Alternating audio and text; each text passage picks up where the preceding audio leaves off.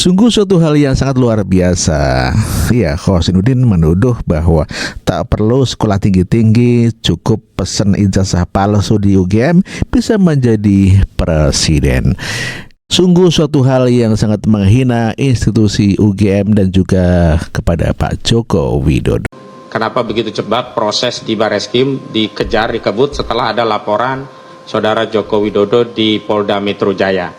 Padahal laporan tim pembela ulama dan aktivis atau TPUA itu sudah masuk di Desember 2024. Namun setelah ada masuk laporan di Polda Metro Jaya 30 April 2025. Saya ingat betul Wakil Ketua Umum TPUA Pak Rizal Fadilah itu diperiksa di 6 Mei. Jadi bukan sejak Desember. Dan perlu diketahui sampai hari ini TPUA tidak mendapatkan nomor perkara atau LP, bahkan tidak mendapatkan informasi terkait perkembangan kasus ini hingga kemarin ada pengumuman dihentikan penyelidikan oleh Bareskrim. Artinya Dumas di mana ada pengadu ini tidak dilibatkan sama sekali. Sekali lagi ya, proses di Bareskrim ini proses penyelidikan yang berasal dari Dumas, pengaduan masyarakat, bukan berdasarkan pengaduan internal. Semestinya tentu pihak pengadu yang paling berkepentingan dengan proses ini dilibatkan sebelum ada rilis. Tapi itulah yang terjadi, maka kami harus mengambil sikap. Dan memang ada dua entitas di sini. Yang pertama, kami merespon berdasarkan kewenangan atau legal standing kami sebagai tim advokasi anti kriminalisasi akademisi dan aktivis, yang merupakan tim kuasa hukum untuk sejumlah orang. Yang pertama, kami tim kuasa hukum dari Dr. Roy Suryo. Kedua, kami kuasa hukum dari Dr. Rismond Hasiholan Sianipar. Ketiga, kami juga kuasa hukum dari Dr. Tifauzia Tiasuma.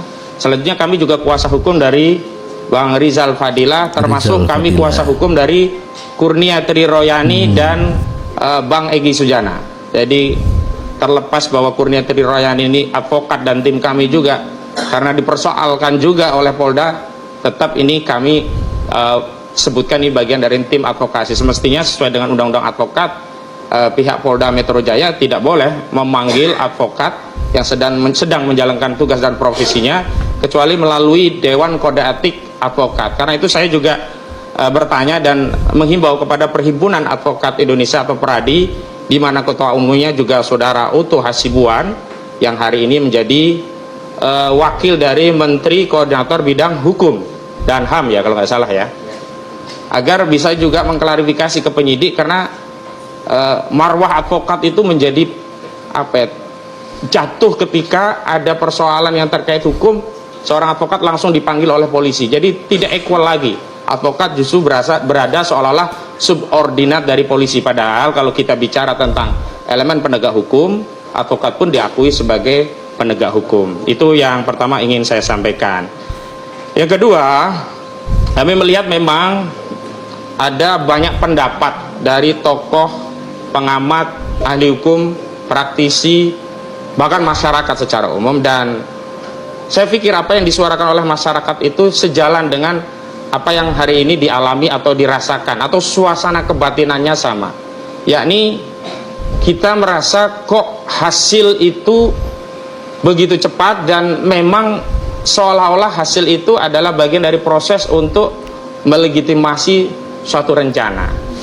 Sehingga kita lihat juga berbagai platform sosial media komentarnya itu rata-rata terhadap hal ini mempersoalkan atau setidaknya mempertanyakan hasil yang sudah dirilis. Tapi kami sebagai tim hukum dari Dr. Tifa, Dr. Rismond, juga Dr. Suryo harus mengambil sikap terhadap apa yang diumumkan oleh Bareskrim Mabes Polri yang beberapa waktu dibacakan oleh Brigjen Pol Johan Dandi Rahardjopuro, agar masyarakat juga bisa mengambil pilihan pendapat dan posisi seperti apa.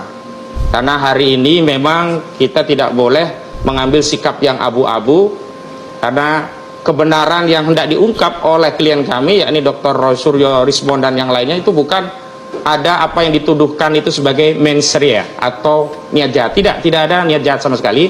Niatnya adalah ingin mengungkap kebenaran. Beliau-beliau ini adalah peneliti, penulis, dan niat yang lebih besar dari itu, motifnya adalah untuk membersihkan legasi bangsa Indonesia dari sejarah kelam dugaan pernah dipimpin oleh presiden 2 periode berijazah palsu. Yang kedua, motif yang paling penting untuk kami sampaikan agar tidak ada dakwaan atau bahkan tuduhan kita punya niat jahat atau mensreah, bahwa kita ingin memberikan insentif pada dunia pendidikan kita agar ada semangat bagi rakyat kita untuk menuntut ilmu dan memperoleh ijazah.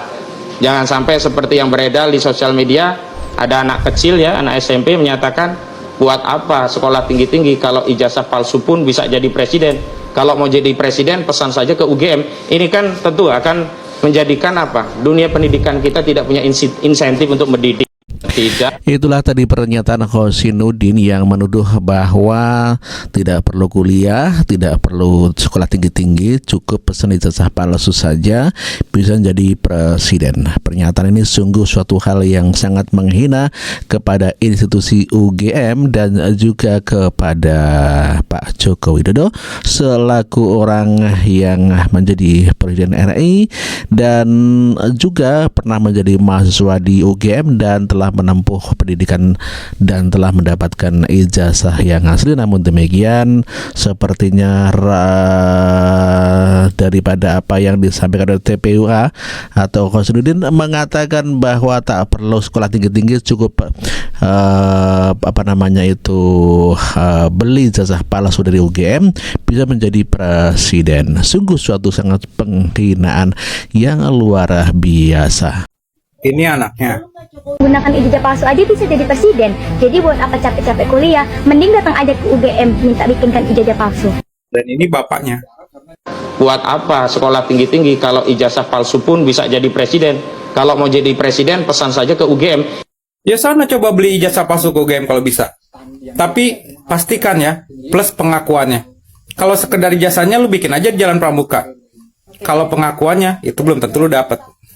Biar kelar tunjukin ijazahnya, biar kelar tunjukin ijazah Dumanto, biar kelar tunjukin ijazahnya rektornya, biar kelar audit UGM, biar kelar apa-apa, biar kelar. Kalau semuanya dipenuhin bro, lama-lama lu minta darah. Serius, lama-lama lu minta darah. Sekarang gua tantang aja deh, tunjukin ijazah lu, kesini nih, state video ini, tunjukin ijazah lu. Bagi kami yang sudah hatam ya, praktik berperkara, beracara, nggak nyambung gitu loh. Nah, kalau tadi dikatakan ada relasi kuasa terhadap hukum dan kemudian tidak percaya pada hasilnya, sekarang kita balik. Bagaimana mungkin kita percaya pada sebuah hasil akhir jika prosesnya juga bermasalah? Bagaimana mungkin kita akan mencari keadilan dari putusannya kalau prosesnya saja sudah tidak adil begitu? Ini sebenarnya saya ingin memberikan satu pelajaran besar kepada bangsa kita bahwa tidak boleh menyepelekan persoalan yang besar. Ini kan persoalannya Saudara Joko Widodo ini menyepelekan persoalan ini. Mohon maaf. Misalnya contoh narasi untuk meminta disampaikan ijazahnya pada publik. Ini bukan baru-baru kali ini. Saya kuasa hukum dari Bambang Trimulyono yang saat dia membuat buku Jokowi Undercover 2 dengan subtema lelaki berijazah palsu. Sebenarnya sebagian yang disampaikan ini juga sudah pernah ditulis oleh Bambang Trimulyono. Alih-alih Bambang Trimulyono di-challenge dengan ilmu buku serupa, dia malah dipenjara. Lalu apakah setelah Bambang Trimulyono dipenjara keyakinan publik terhadap ijazah Jokowi asli menjadi lebih besar? Sebaliknya, justru terjadi krisis kepercayaan tambah berat, tambah panjang, tambah berat.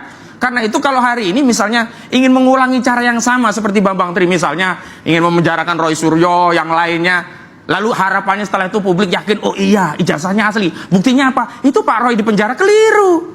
Kalau mau membuktikan ijazahnya asli, ya barangnya mana? Bukan dengan memenjarakan orang. Begitu. Mas Radi, silakan langsung tanggapi saja. Kebiasaannya Presiden Jokowi saat berkuasa pun sering membenturkan elemen anak bangsa. Tidak menjadi penengah dibereskan, tapi memunculkan ada gerakan perujuk, ada yang melaporkan ini. Dulu kita masih ingat. Saya selama menjadi praktis hukum, belum pernah ada orang ditangkap dengan pasal 14 dan 15 Undang-Undang Nomor 1 Tahun 1946 tentang mengedarkan kabar bohong yang menerbitkan keonaran di kalangan rakyat. Karena ini undang-undang lama. Zaman Soekarno nggak pernah dipakai. Kalau 46 berarti ada kemungkinan dari Hazai artikelan juga kan ya? Iya, itu kan udah kita. Iya. Cuman kan itu sejak Soekarno nggak pernah dipakai, Soeharto yang katanya represif nggak pernah dipakai, SBY nggak pernah dipakai, Mega yang pernah berkuasa nggak pakai. Begitu di era Jokowi orang pertama ditangkap apa? Pasal kabar hoak. Kan nggak menyelesaikan, justru orang apa ini pecah belah dengan seolah-olah setiap pendapat yang tidak sejalan dengan pandangan kekuasaan itu hoak. Sementara meskipun pendapat itu hoak, kalau mendukung kebijakan kekuasaan dianggap itu bukan hoak. Makanya ada istilah kan dulu, ada hoak yang membangun gitu kan. Kan itu. Nah, kita kok begini ya, jadi pecah belah kan. Kita ingat ya, kita dulu nggak kenal istilah cebong, kampret. Iya betul. Hari ini apa? Kita kuat sekali pembelahan cebong, kampret. Bahkan ada istilah kadrun ya. Iya, betul. Itu terjadi kita.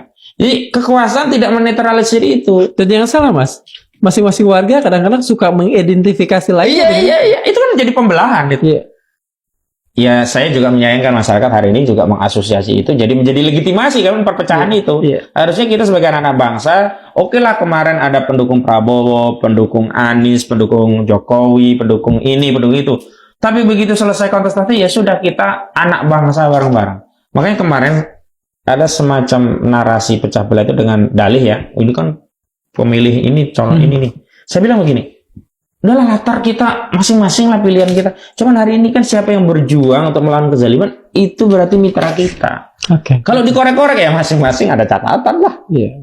Kita tidak bicara itu. Ini waktu melawan PIK 2 ya. Iya. Dan dalam kasus ijazah palsu Jokowi, saya mengimbau seluruh anak bangsa, kita tidak sedang membenci kelompok tertentu, individu tertentu, apalagi dianggap sara ya, suku, agama, ras dan antar golongan. Kita spesifik hanya mempersoalkan ijazah, dan ijazah itu spesifik punya Jokowi. Iya. Jadi kita nggak ada masalah dengan UGM, nggak ada masalah dengan SMA 6, nggak ada masalah dengan KPU, nggak ada masalah dengan yang lain-lainnya lah. Oke. Agar ini nggak jadi benturannya menjadi horizontal, cukup dilokalisir ke Jokowi saja. Mas, dengan perkembangan terakhir, UGM sudah mengatakan itu asli, kemudian mungkin kelihatannya sebentar lagi Mas juga akan mempersoalkan untuk SMA-nya itu ya, oleh teman-teman Udah, Solo. di Solo sudah didaftarkan. Kira-kira nasib persoalan ini, guliran persoalan ini ke depan akan gimana? Apakah akan panjang ke depan penanganannya yang salah atau gimana? Ini akan menjadi seperti api dalam jerami. Tinggal siapa yang akan ikut terbakar dengan kasus ini. Bukan hanya Jokowi sendiri akhirnya ini nanti. Nah, saya lagi-lagi kekuasaan punya Indikasi itu bisa Mas kemukakan nggak? Ya, indikasinya. Yang pertama, dengan turunnya Roy Suryo, Rismo, dan yang lainnya, termasuk masalah ini seperti bisa memantik lagi yang kedua kali. Ini kan daya keyakinan publik atas kepalsuan ijazah Jokowi itu kan makin luas. Betul. Kalau dulu kan, siapa sih Bambang Tribriono? Kalau sekarang, Iya, ini betul. ilmiah ini, yang ngomong Rismo, doktor, dia kuliah, bahkan dia sampai ke Jepang. Betul. Itu. Terus kan, mana ada orang yang nalarnya set, punya negara kok ridho dipimpin pemimpin yang begitu. Pasti mereka akan berjuang untuk menyelamatkan ini. Nah, di titik tertentu lawan-lawannya kan tetap ingin pasang badan terus. Nah, lama-lama kalau benturan psikologis itu tidak bisa diselesaikan secara psikis, ya benturan fisik ini hampir sama kayak perang. Perang kan nggak selalu langsung fisik. Iya. Ya, negosiasi, diplomasi, ya perang bintang, tunjukkan senjatanya gini. Tapi kalau ini nggak selesai, ya ujungnya perang fisik. Itu sudah mulai nggak dengan turunnya Bang Hercules ini?